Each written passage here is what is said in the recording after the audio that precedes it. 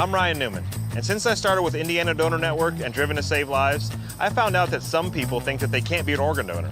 The truth is, anyone can sign up to be an organ donor. Anyone? Anyone? Are you sure? Yeah, I'm sure. Anyone can sign up to be an organ donor. So don't count yourself out because somebody's counting on you. Go to driventosavelives.org and sign up today. But my heart's going to you, Ryan. Love that shirt.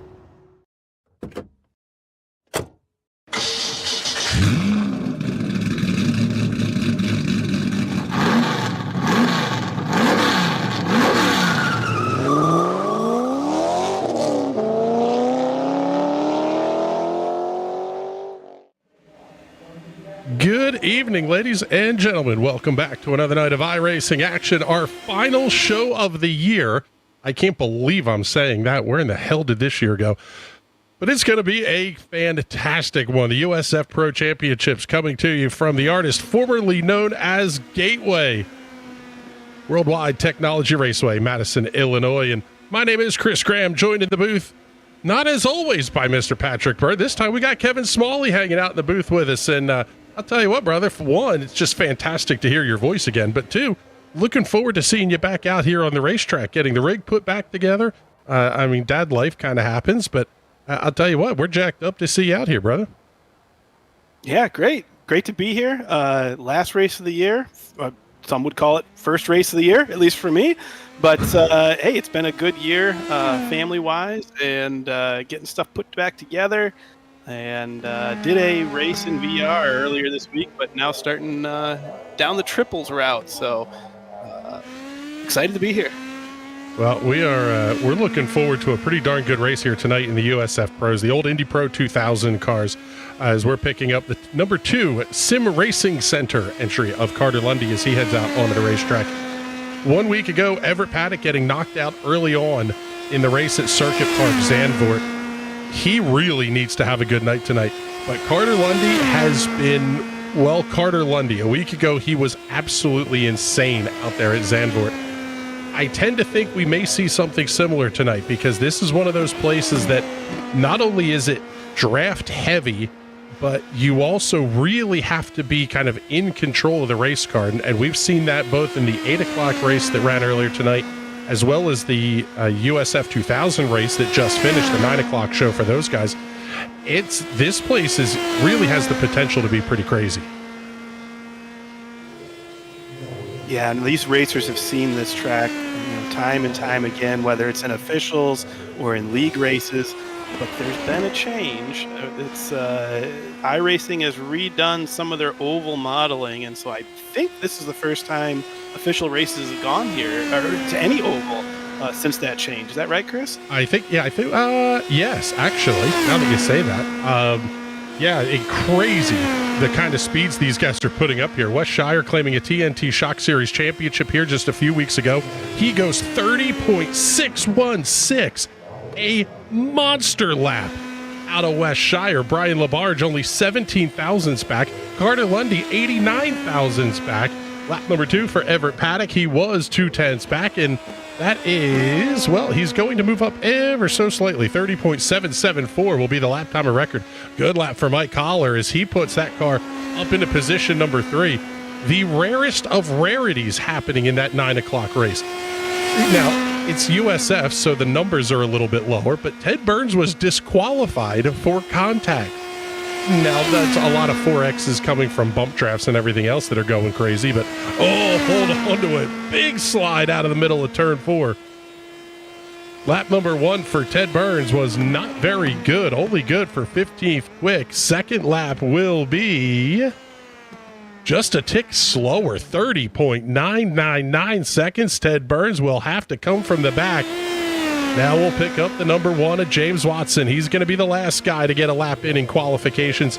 Lap number 1 will go on the board with 1 minute and 50 seconds left, and it will be 16th quick. That is a surprise, 30.019. Now the second laps have been quicker for everybody, but some of these guys, Wes Shire was at like a 30.7 on lap 1 and a 30.6 on lap 2.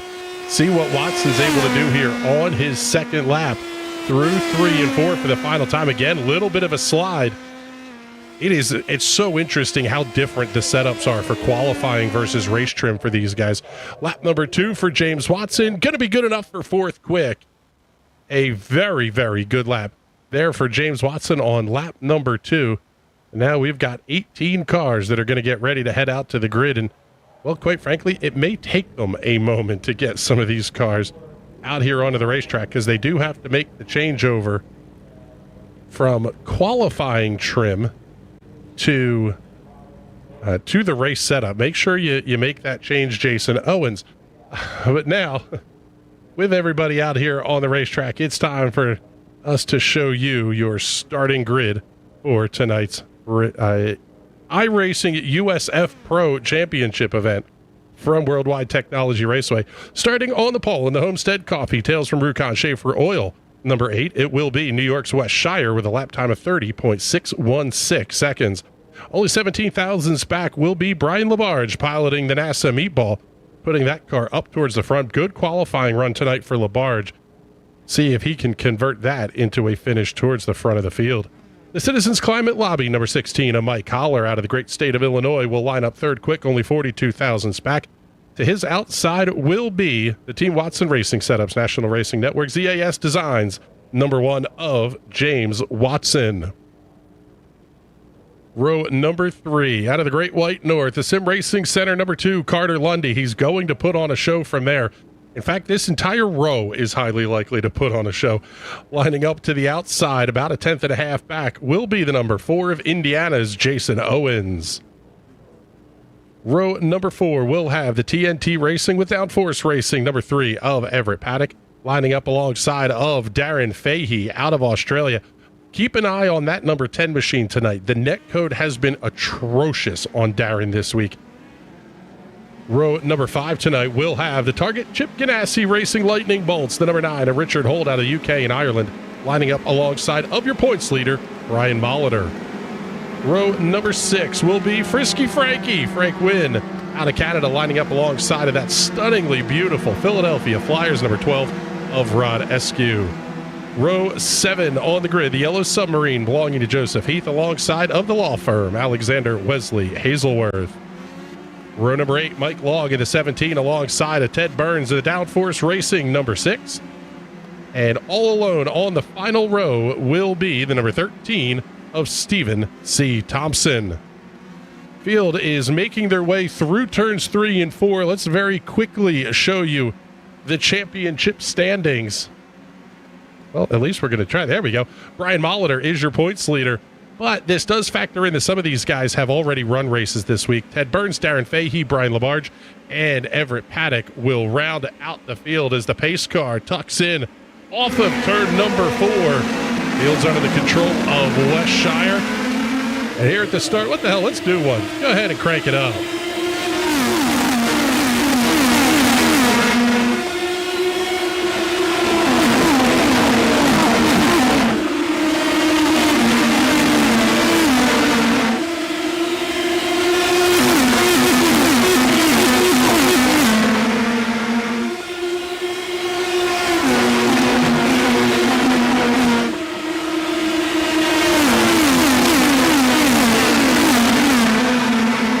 Great battle off of turn number 4. Brian Labarge going to lead lap number 1 ahead of West Shire. And I'll tell you what, Kevin, not too much of a surprise. We're starting to see these guys get themselves single file because based off of what we've heard and what I saw running this race earlier tonight, tire saving is going to be a huge deal for these guys tonight. Yeah, it's going to be really interesting to see how it shapes up. In the race that I ran earlier this week, I wasn't prepared. I asked somebody for a setup, and they were kind enough to share one with me. But we compared our tire wear at the end of the race, and his tire wear was down in the 40%, tread remaining on his right front. Mine was up in the 60s. So the way you choose to preserve or push these tires can make a huge difference by the time we make it to the end of the race. Yeah, and it's sort of at this point, working lap number 3, most of these drivers are going to be doing kind of, if they're lifting at all into turn 3, it's kind of a little bit of a breathe lift, but you definitely have to lift pretty heavily going into turn 1. In fact, you're down to 5th gear in turn 1. It's almost like if you run fifth gear through 3 and 4, you're going to decrease your lap time a little bit. It'll be a little bit faster, but you're going to burn the tires off a little bit. Oh man, they're thinking about going 3 wide in a couple of different spots here.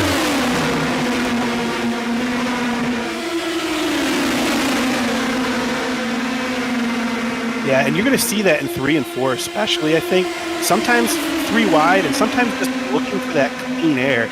That was a technique I was using a lot, and I found it really, really helped. Guys in front of you are going 2 wide.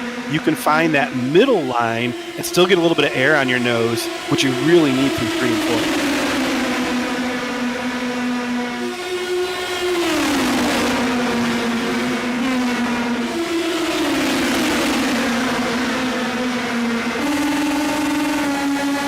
Let's go on board here with Carter Lundy. He's got Richard Holt just to his outside. Going 160 mile an hour down into turn number 1. God goodness, these guys are close. Swing it right back around. There's Brian Molitor, Everett Paddock. This is going to be interesting to watch Carter for a little bit. You see, he's down on that inside line, and I think most people are preferring the outside line. Oh, he got back out to the outside. If you get stuck on the inside for a little bit, it would be possible to lose several positions. And it's tricky because you'll get a run, and then you have to choose, do I want to lift and stay on the outside, or do I want to go down to the inside, knowing that the person behind you is going to fill right in using that draft and take over. But we've got a little bit of a group forming here on the inside, working together, but we'll see if that teamwork can bear fruit for them, or if these guys might start dropping towards the back. Yeah, we're already seeing the cars towards the front of the field running about a lane and a half off the inside of the racetrack. That's not something we saw in the race earlier tonight. Track conditions are going to be fairly similar to what we saw earlier. Let's see, we'll go back to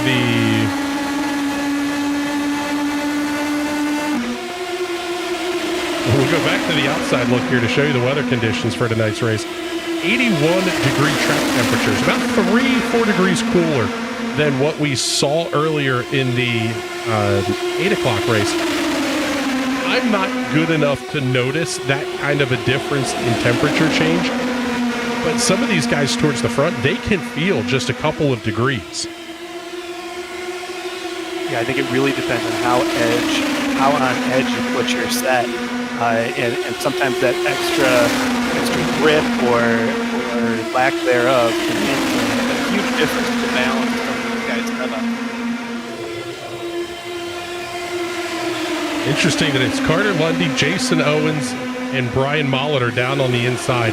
This is significantly more second lane than we saw, and quite frankly, a whole lot more green flag running than we saw as well. One of the things about the USF Pros is that when we go caution, because if you keep running 3 wide here, you're going to have a wreck. When we have a caution flag, the restarts are single file, so everybody ends up spread out kind of organically. Oh man, a little bit of a hit. There's the right side romance from Carter Lundy on Richard Holt. Yeah, and it's looking like these guys are going to be able to hold up okay on the inside. I think what'll be interesting is if somebody's living down there for 10 plus laps, if you'll start to get your tires beat up a little bit. I got trapped down there, and you're fine for a while, but after 8 to 10 laps, you start to feel it, and then really, well, again, depends on your setup, but at least the way I was driving, I felt like I didn't have the car under me anymore, and had to do everything I can to get back to the top lane. Oh man, big bobble there for Carter Lundy in turn number 1. That's going to allow Richard Holt to try to sneak up the middle with Alexander Wensley Hazelworth down on the inside of the racetrack. You can do that for a couple of laps. I don't know that it's a real smart play to try that for more than, even just a handful of corners. Yeah, see, so now you look at Carter here. So I think he was down on the inside for a while. Maybe that tire temperature is biting him a little bit here, but then he gets helped out with 3 wide on top of it, and gosh, he lost what, 4 or 5 spots, I think? Yeah, he was running up towards the top 5, and now he is back in position number 11. Thus far, by the way, 16 of the 17 cars make up this lead pack. Only Mike Long is running about 3 seconds back of the race leaders. And I wouldn't be shocking if he's choosing a survival strategy of, there will be a crash eventually, and if I'm going to be towards the back of the pack, I want to make sure I can avoid it. Playing the long game, if you will. Right. You're good for draft. You can catch up generally back to like 2 seconds back. Okay, so he's lost the draft at this point, but hey, if survival was what he's after, I think he may very well be executing the strategy that he's trying to run. Oh, man, what a slide job by Alexander Wesley Hazelworth on Brian Molitor there. Trying to think the same thing on James Watson. Man, that exit of turn 2 just narrows up so tight. It feels like you have all the room in the world, and all of a sudden your car's just sliding to the outside wall.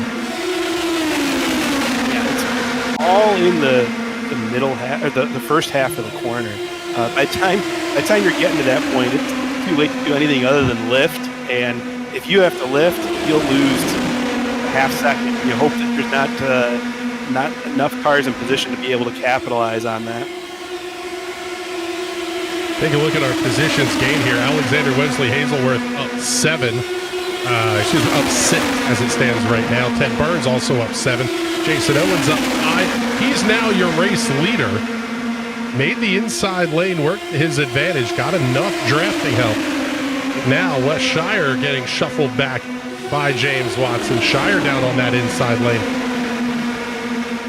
It's really interesting to see how these guys are taking that move from the outside lane, run the inside lane for a handful of laps, see what you can get out of it. But then you kind of have to go back up to that middle groove, otherwise you're just going to burn the tires off. Yeah, absolutely. And I think it's hard for us to see where they're at, but I think how it commonly develops is you get a run and you need to make that decision. Do I dive to the inside or do I lift? And all these guys are staying in line. They are lifting a ton every lap, especially down the front street. And if you get a tempting enough run, hey, you're going to throw it down to the inside. And I think that's probably what Wes did, and now he's back to 5th. Oh, man, really tight with Mike Holler. Oh, my goodness. We can practically see in the cockpit of Mike Holler's race car there. Brian Molitor just back behind, along with Alexander Wesley Hazelworth. Definitely making sure he was showing Wes's stripes there. Yeah. Nice that we can get the sponsor logos up nice and clear for some of these guys. But now you look forward. Wes is not exactly far off the race lead. He's only, 8-10 car lengths back, and that includes the cars of Brian Labarge and James Watson that are just up ahead, trying to squeeze his way back up to the outside lane. The space just isn't there. Oh, absolutely. I mean, we're talking. Wow. I almost commentator cursed. I was going to say we're talking like Wes is in big trouble and his race is over here with him falling back to the place. And then that happened. So thank goodness it happened before he can blame me. Yeah, that was right side romance and left side love, and all of the non-consensual variety on Wes Shire there. He's now back to position number 9, and Ted Burns is on the charge here, up to position number 8. But the point that I was going to make before I almost cursed Wes there was, hey, we're talking about, oh my gosh, he's dropped down to 5th place. And I was going to make the point of, hey, you guys that are in 10th, 12th place, it's still that it's all to play for here. There's plenty of draft to get back, and if and when there is a caution, fresh tires can become a really interesting variable for any of these guys in the back half of the year. That is a fantastic point. I don't know that you can get too late in the race and make a pit stop for tires, but if you're a guy who's in Carter Lundy's spot, I mean, look, Lundy is now all the way back to the 15th position with only Everett Paddock running back behind him. And the 5-lap average is almost half a second slow, so you can see just how much damage Carter Lundy did to those Cooper tires. He's the guy that's hoping for a caution here, and right now I don't know that we're really in a position to see one. everybody now just about single file here, and all the kind of handsiness that we saw just a couple of laps ago starting to settle down as we get close to the halfway point. It only takes one or two to decide to make a dive, and you can back stuff up real quickly. Brian Labarge decides, I want to make things a little bit spicy. All of a sudden, we can see a whole pack of two-wide racing again. I think he's going to stay tucked in, though. I'm sure he's pretty happy with his second-place position right now. Now, we talked about Carter Lundy giving up time and positions, and then he turns around and sets the fastest lap of the race, going at 30.452. That is a monster lap. And you can see the field thinking about it. Okay, we got, I think that's Holler diving down to the inside, and he had a couple people following him there about a half lap ago. Now it's just him. Yeah, and what's interesting is we're starting to see these guys head to the bottom of the racetrack now as we're down to 23 to go, working lap number 25, so just a couple past the halfway point. It's almost like, okay, I've done enough tire saving. I kind of have to start to push this a little bit, especially even Jason Owens down there. He worked those tires pretty hard before taking the lead on lap number 5. 3 wide. I'm sure that pink car was. They took it 3 wide and they had quite a run. I don't know who that was. They gained like 3 or 4 spots, I think. Yeah, that was a huge run for Frank Wynn down on the inside of the racetrack. And it's interesting because if you execute it, it's a fantastic pass. If you screw it up, it's a god-awful dive bomb, and everybody's going to be flaming you in the text chat. Yeah, and I think that's what we're seeing here. I said you're going to see the ebb and flow of this field, and who's going to get a good run when. And if you time it right where you're getting a good run, and then the cars in front of you, 2 or 3 cars decide to lift, you can make a huge leap, like we're seeing Frank do here. Yeah, Frank's down there. Oh, there's contact. Hollers up into the outside wall. Ted Burns has to take evasive action. Several cars down into the grass. Mike Holler up into the outside wall, and caution is out for the first time tonight with 21 laps to go.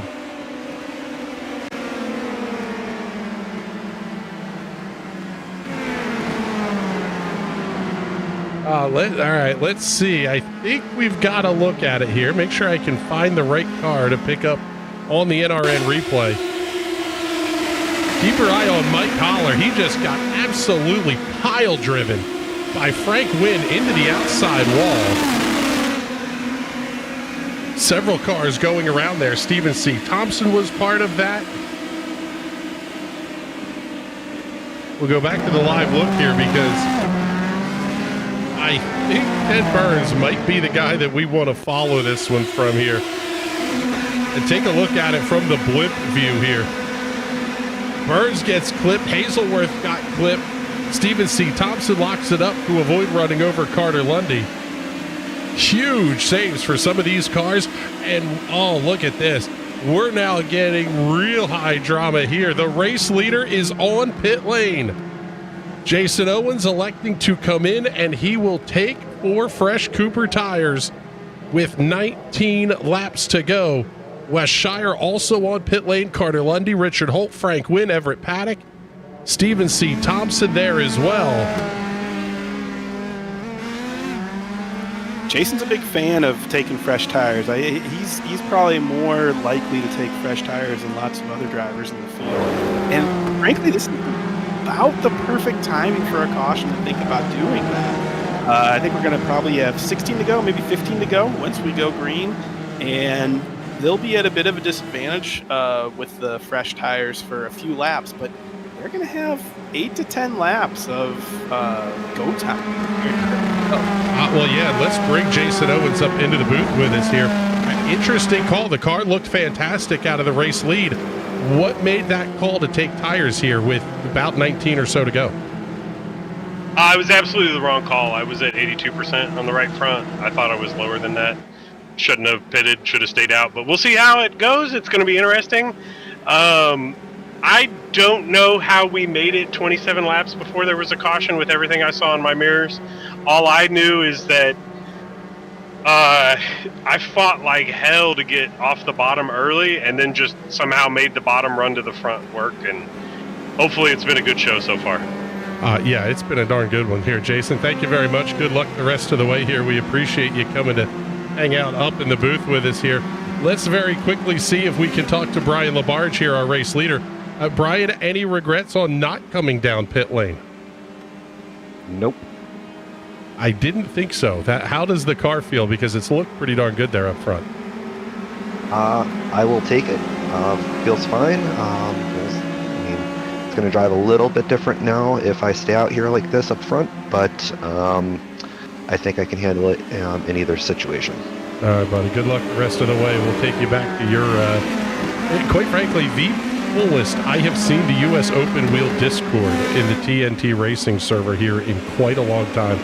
And that plays into how this race is going to run the rest of the way, because a lot of these guys towards the front, they're in a Discord together. Brian Labarge, James Watson, Darren Fahey, Rod Eskew, they're all there as we go back green flag racing.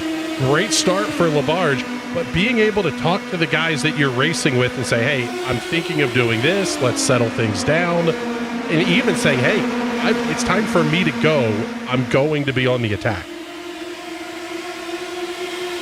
A lot of those guys keep that to themselves too. I'm not going to tell you I'm coming if I'm attacking.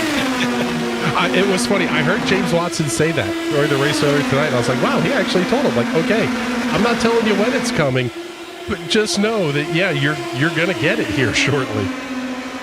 Good for him.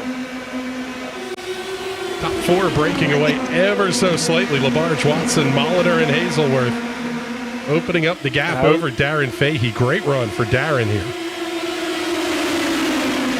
Yeah, there was only a couple of inches between James and Brian there.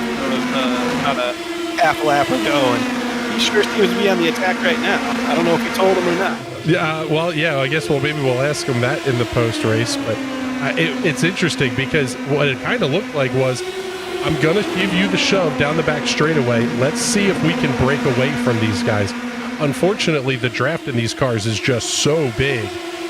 I don't know how you're necessarily going to make that move. I mean, even following, if we pick back up with Jason Owens here, he's kind of stuck back in the 11th position. The tires are going to come in, but I don't know that there's enough time left for him to really make them work.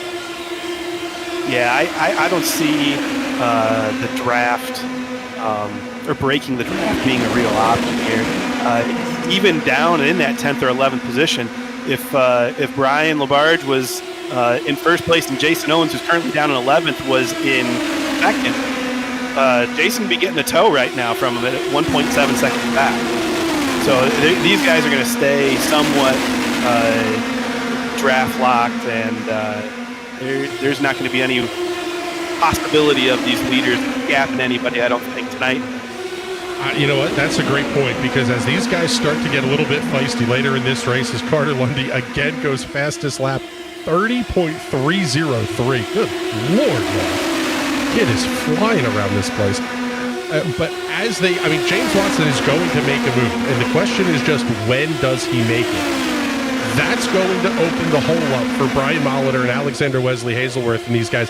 The more they start getting spicy at the front, the faster it's going to allow guys like Frank Wynn and Jason Owens to catch back up.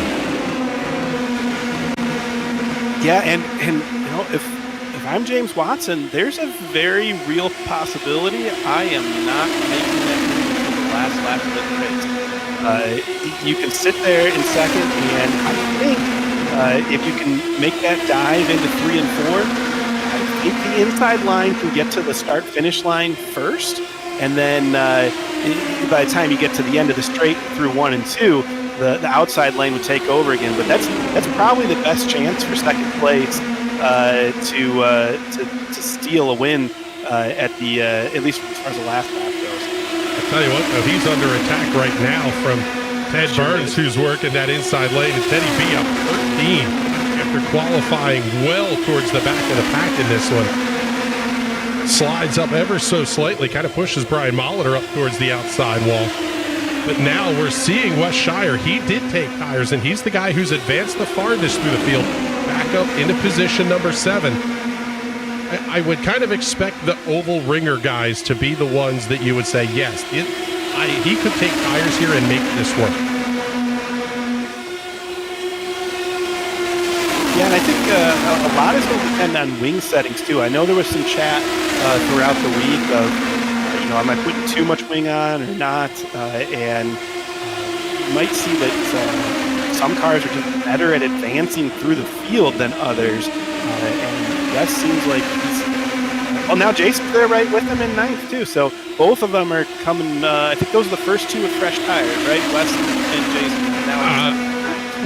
Now it's Carter Lundy, who is currently in the sixth position, and he is absolutely slicing his way through this field. What's interesting is Ted Burns making that inside lane work ever so slightly, but you got to think that at some point the tires are going to start to go away on that car a little bit. I mean, yes, you got some help with some of the guys coming down pit lane, but this is the furthest forward we've seen Ted all night. He's been racing kind of in the squirrely stuff towards the back. That's not real healthy for the tires either. It's not, but you can also change just what your throttle position is going to be, right? You can go back to like 8% throttle on your entrance to 3 and 4, save a lot of tire. Whoa! Wow, what a save! That was Brian Molitor and Ted Burns, both wrecked after a slight bit of contact from Carter Lundy.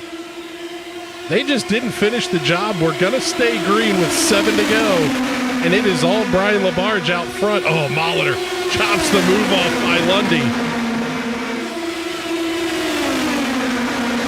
7 to go. This is when you're going to see people really starting to make their moves. And this is where you really started to feel the tires fall off these cars. I mean, this late in the run. The race that we ran earlier tonight, there was not the opportunity for a pit stop. Balls, we've got a couple going on. Ted Burns goes around. Caution is out. Yellow flag on the racetrack. Ted Burns having a big issue. Oh, and Everett Paddock's going to be involved as well. Mike Long is tied up in that. Looks like Rod Eskew's going to be one of the first cars that got through that mess. And possibly Jason Owens may have gotten a piece of that as well. Let's take a look at it here on the NRN replay. Owens is up on the outside of the racetrack. Oh, he's the one who got a shove from Frank Wynn, bounces the car off the outside wall, and Ted Burns just kind of lost it all on his own in a separate kind of incident there. We'll fire up another replay here. Keep your eye on that white number 6 machine down to the inside. Just starts to step out. Oh, tough break for Everett Paddock. He almost got through that one. And now as we go back to the live look with 5 laps to go, this is going to be tight. I think we may get a restart with 1 to go.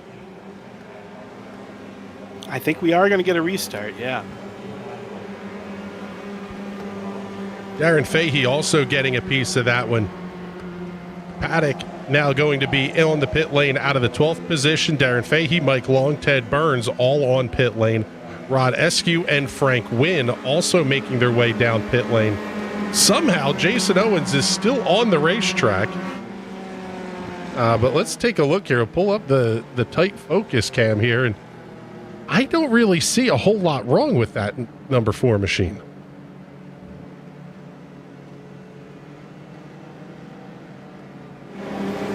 We'll find out when he goes full speed, I suppose. Maybe we won't get a green flag finish. Well, yeah. The car, it looks. He'll be able to feel it if there's any problems with tow or anything like that. Well, let's see. Let's bring him up here into the booth real quick. And Jason, how does the car feel? It looks okay from what we're seeing here. It feels great. It's one of those Phantom iRacing black flags. Like, I don't know, man. Like you pulled me up earlier. It was the wrong call to come for tires. We were carving through the field. We accordioned up, and I just got hit from behind there and won.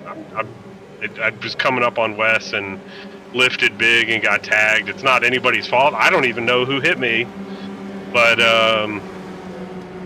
it sucks. This is such a fun car combo. It's great to see healthy participation today, and appreciate you guys running the broadcast. All right, buddy. Well, thank you much for you. I appreciate you checking in with us one more time here. Let's see.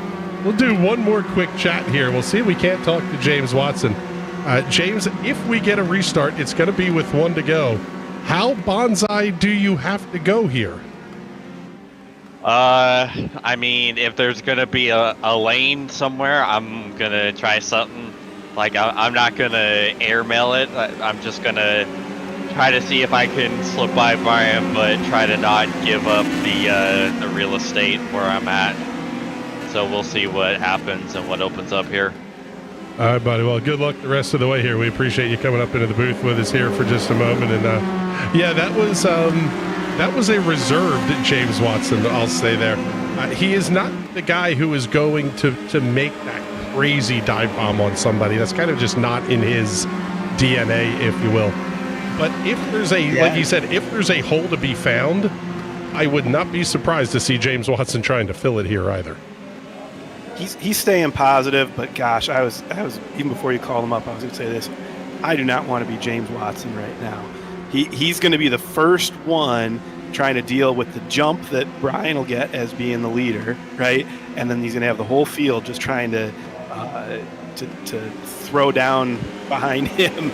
So very easy way for somebody that's going to try to make a leap towards the front and do some high-risk moves, trying to take advantage of any kind of bobble on the start for James. So not where I would like to be if I was him, but still, rather be second than 10th right now. That's exactly right. And he does have two of the most aggressive guys in the field behind him in Brian Molitor and Carter Lundy. We have 10 left on the lead lap. Mike Holler is also back on the racetrack, running in the 16th position, but he's 13 laps behind.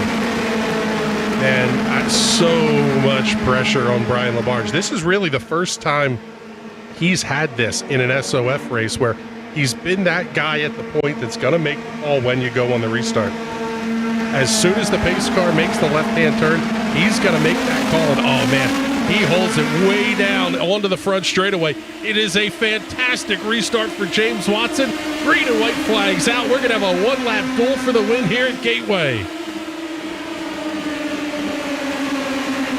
Watson tries to make the outside lane work. Oh, they both wiggle off at two. It's less than a car length to three, and here comes Brian Molitor on the charge. Side by side for the win through 3 and 4. Oh, they almost touch again. Drag race down to the line. Who's it going to be? James Watson. And Brian Molitor comes past Brian Labarge just at the finish. Watson leads one lap, but it's the one that counts. 0.03 of a second between Molitor and Labarge for the remaining podium positions. Oh my goodness, what a finish for the USF Pros here at Gateway. Oh, you just feel absolutely gutted for Brian Labarge. It's almost like he was a sitting duck, because I don't know if there was a lane or an opportunity he could have taken differently on that restart. James just absolutely nailed it and was there where he had to be. Yeah, what an incredible response. I don't know if James guessed and happened to time it the exact same way as Brian or what, but to be that close crossing start-finish line on the restart, Brian was in trouble at that point. Yes, he was. As James Watson now going to burn the house down here on the front straightaway. Let's take a look at your race results. 54 thousandths separate your top three. Absolutely insane. James Watson, Brian Molitor, and Brian Labarge. Carter Lundy comes home fourth with a very nice recovery drive from the back of the pack. Alexander Wesley Hazelworth finishing in the 5th position. He's one of your hard chargers, up 9. Good run there inside the top 5. Wes Shire coming home 6th. Stephen C. Thompson is the hard charger of the race, gaining 10 spots to finish in the 7th position. Frank Wynn and Joseph Heath, the final cars on the lead lap. Jason Owens finishing one lap down in the 10th position. 11 through 17 tonight will be Rod Eskew, Everett Paddock, Ted Burns, Mike Long, Darren Fahey, Mike Holler, and Richard Holt. All of those cars having issues at various points in the evening here. And oh my goodness, let's see. Let's get ready for our victory lane interviews here, because these, quite frankly, I think are going to be pretty darn good. As you're working on that, Chris, I want to just compliment the whole field tonight. I mean, if you look at those standings at the end, there's 17 cars here, and the way iRacing assigns the numbering is based on your I rating, with the highest I rating getting the number 1 down to the lowest in the split getting the 17. Well, you look at those final results, and the thing looks like a random number generator. Sure, the 1 car won, but gosh, the 14 car was in it the whole race and finished on the podium. Great performance by the whole field. Yes, it was. It was a fantastic show tonight, and we're going to get to talk to our race winner here tonight to kick off the victory lane interviews, Mr. James Watson. And oh my goodness, man, we asked you, how bonsai do you have to be? The bonsai was not the move into turn 1. It was the absolute perfect timing of no guessing when Brian was going to go on the restart. Congratulations, man. Walk us through that last lap, because it was impressive. Yeah, I was able to get a good jump with Brian's help, and my plan was, because I won the 8 o'clock race by waiting until the last lap, diving it into turn 3 on the inside, getting the inside momentum and holding Jason off. So that's why I was trying. So I wasn't expecting to get the run on the outside. I'm like, okay, I have the lead. Uh-oh, I'm probably going to have my strategy that I was planning to do bite me in the butt. And I don't know how. Like, I just gave it everything I had on that 3 and 4. Like, if I maybe like was a bit like a fraction of an inch more aggressive in my steering input, I was gonna go around. That's how on edge the rear of the car was. I was just like nut up, ball out, just giving everything it had and praying it stuck, and it stuck. And I can't believe it, but I feel bad for Brian. Like I've been on that. I've been on that end 1,000 times more than I've been on this end. I know the pain he's going through, and there is nothing worse than losing a race like this. The wall next to my sim rig can tell you my feelings the many times I've been in that scenario. So I feel bad in that sense, because like Brian had a great race and he deserved to win it. So, but well, yeah, I gotta ask, because Kevin and I were discussing it before the restart. He was saying he didn't want to be in your spot, having Brian and Carter behind you guys, behind you specifically. And I'm just sitting here thinking, man, I don't know, because if you're Brian Labarge, you're in almost a no-win position in some respects, because the attack is coming, and I don't know that there's a way that you can try to block everything that is about to happen. When you see Brian Molitor starting to catch you guys through 3 and 4, what's going through your head? Because there was not a lot of room for him to try to make a move. I saw him coming, but I was in mid, oh my god, am I going to die, or am I going to keep the rear of this car underneath me for it to kind of register? Like, in the split second I saw him and knew what was going on, I'm like, if I hold it still at where the Bryans are behind me, I think I'm gonna somehow pull them coming to the line. It was just at that point, just keep from crashing and let whatever happened, and it things worked out in my favor.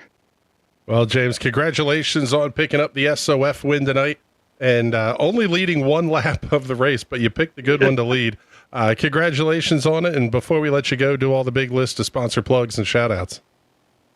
Yeah, I gotta thank everyone at Team Watts Racing Setups. Use code Wattsman39 for 15% off at checkout. I gotta thank you and everyone else at the National Racing Network, ZS Designs and Dizzy V Designs for putting together my paints, Martin Sports Sim Racing apparel, Boomer and Button boxes, and my folks and my friends for watching at home. Yes, actually, we'll clear the graphic here because we got Victoria Renzi checking in, giving some James Watson love here. James, congratulations once again on the win. Thank you very much for coming to hang out with us here for just a couple of minutes. And man, now we're going to go from the thrill of victory to the agony of defeat. And I am absolutely gutted for Brian Labarge. A fantastic drive tonight, leading a race high 23 laps, ultimately coming home in the third position. Is there any, I mean, obviously you're sitting here kicking yourself going, what could I have done differently? Do you feel like there was anything you could have done differently on that restart? I mean, it was yes. Almost like James just made the right guess.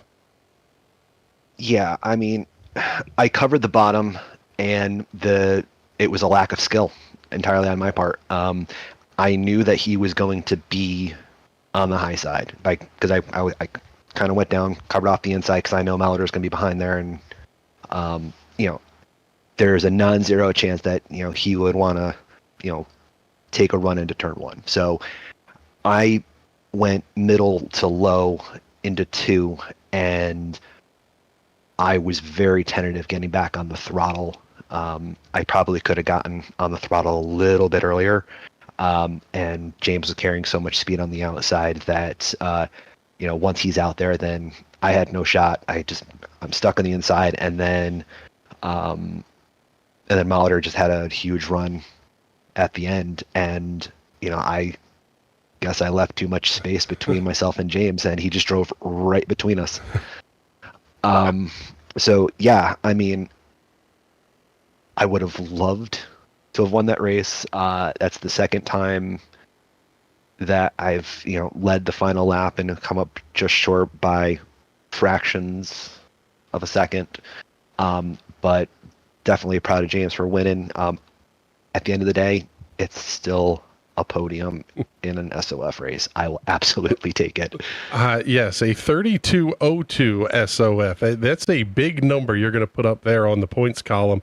And I'll tell you what, it was really fun to watch you out front, because we've talked about this during some of the Shock Series broadcasts, but watching your development as a driver on the ovals over the last kind of year to 18 months has just been absolutely epic. I guess what we've watched the process to this point, what's the next step? Because now you're looking at, hey, you're regularly up in front on the ovals. How do you take that next step in developing that racecraft? And like you said, I mean, I don't know that I would call it a lack of skill, but developing that last tiny little bit that lets you park it in victory lane.